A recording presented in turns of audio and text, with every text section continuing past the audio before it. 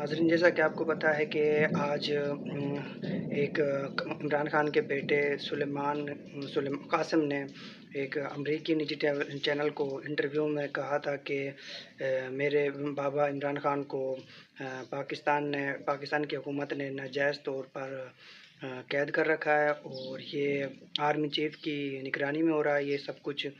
تو اس پہ بات کریں گے ہم۔ اور آج پی ٹی آئی کے جتنے ورکر تھے، تقریباً کافی سارے ورکر جو 9 مئی کے واقعات میں ملوث ہیں، ان کو 10 سال قید کی سزا سنا دی گئی ہے، اور جو باقی ہیں ان کو 10 سال کی سزا بھی سنا دی گئی ہے اور نائل بھی کیا گیا ہے ان کو۔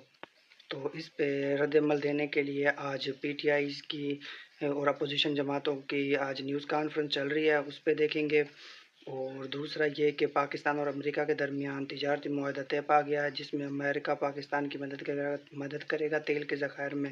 تو یہ ٹاپ سٹوریز تھی آج کی سب سے۔ تو سب سے ہم پہلے بات کو، اور دوسری بات، پاکستان اور انڈیا کا ورلڈ چیمپئن ٹیمیں جو ہیں ان پہ پاکستان سیمی فائنل میں پہنچ گیا ہے، اور دوسری طرف سے انڈیا بھی سیمی فائنل میں پہنچ گیا ہے۔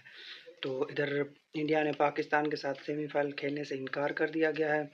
اگر یہ تو انڈیا کی سیاست کھیل رہا ہے، یہ تو انڈیا یہاں پر سیاست کر رہا ہے، اور دوسرا اگر انڈیا نے پاکستان کے ساتھ سیمی فائنل نہیں کھیلا تو پاکستان فائنل میں کوالیفائی کر لے گا۔